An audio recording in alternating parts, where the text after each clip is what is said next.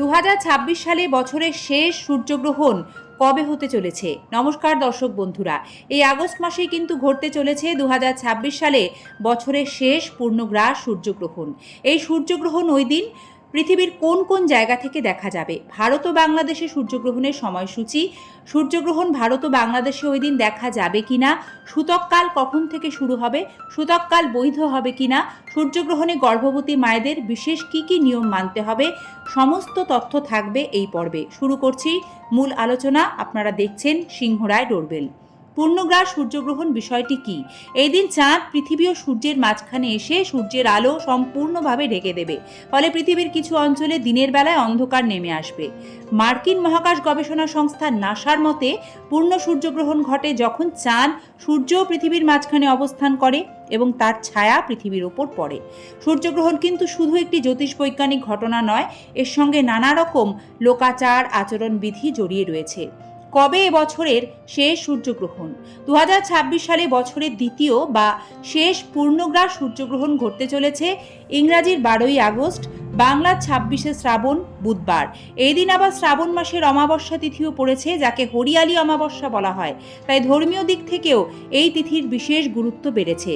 12ই আগস্টের পূর্ণগ্রাস সূর্যগ্রহণ পৃথিবীর কোন কোন অঞ্চল থেকে দেখা যাবে?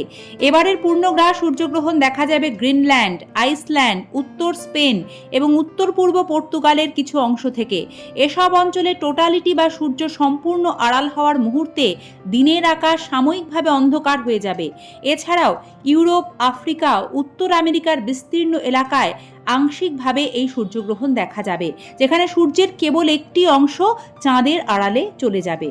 এবার দেখে নিন ভারত ও বাংলাদেশে পূর্ণগ্রাস সূর্যগ্রহণের সঠিক সময়সূচি। ভারতীয় সময় অনুসারে এই সূর্যগ্রহণ শুরু হবে 12ই আগস্ট রাত 9:04। সূর্যগ্রহণ শেষ হবে 13ই আগস্ট ভোর 4:25 এবং বাংলাদেশের স্থানীয় সময় অনুসারে এই গ্রহণটি শুরু হচ্ছে 12ই আগস্ট রাত 10:15 এবং শেষ হবে 13ই আগস্ট রাত 2:45। 13ই আগস্ট রাত এই কারণেই বলা হচ্ছে কারণ রাত 12টার পর পরদিনের তারিখ বা ডেটটিকেই ধরা হয়। গ্রহণের সূতককাল কখন শুরু হয়? সূর্যগ্রহণের 12 ঘন্টা আগে থেকে সূতককাল শুরু হয়, কিন্তু 12ই আগস্টের পূর্ণগ্রাস সূর্যগ্রহণ ভারত ও বাংলাদেশের ক্ষেত্রে রাতে ঘটতে চলেছে। আর মূলত রাতের কারণেই 12ই আগস্টের পূর্ণগ্রাস সূর্যগ্রহণটি ভারত, বাংলাদেশ সহ উপমহাদেশের কোনো স্থান থেকেই দেখা যাবে না। আর সে কারণেই সূতককাল ভারত ও বাংলাদেশের ক্ষেত্রে বৈধও হবে না। কোনো শুভ কাজে বিধিনিষেধ বা বাধা থাকবে না।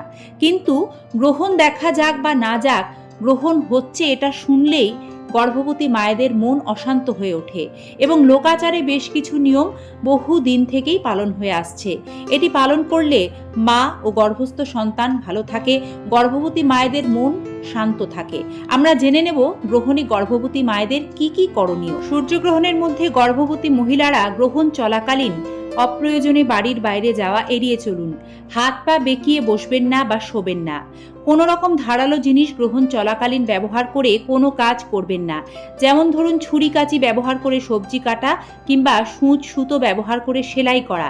এই কাজগুলি গ্রহণের সময় গর্ভবতী মায়েদের জন্য সম্পূর্ণরূপে নিষিদ্ধ। আগে থেকে রান্না করা খাবারে তুলসী পাতা দিয়ে রাখুন। মনকে শান্ত রাখতে যে যার ইষ্টকে স্মরণ করুন। গ্রহণ শুরু হওয়ার আগে গর্ভবতী মায়েরা নিজেদের মাথা থেকে পা পর্যন্ত নিজের দৈর্ঘ্যের একটি সুতো সোজাসুজি মাপ করে নিয়ে কোনো একটি জায়গায় ঝুলিয়ে রাখুন এবং গ্রহণ শেষ হয়ে গেলে নিজের জামা কাপড় ছেড়ে নেবেন এবং ওই সুতোটি কোনো জলাশয় বা নদীতে ভাসিয়ে দেবেন। গ্রহণ নিয়ে অযথা আতঙ্কিত হবেন না। চিরাচরিত এই নিয়মগুলি মানলে মন, শরীর, মস্তিষ্ক সব শান্ত থাকবে। এতে গর্ভস্থ সন্তানের ওপর গ্রহণের কোনো রকম খারাপ প্রভাব পড়বে না। এই কারণেই এই নিয়মগুলি পালন করতে বলা হয়। সকলে ভালো থাকুন। আশা করি পর্বটি আপনাদের উপকারে এসেছে। তথ্য সমৃদ্ধ এই ধরনের ভিডিও দেখতে আমাদের সাথে থাকবেন। আজ এ পর্যন্তই। নমস্কার।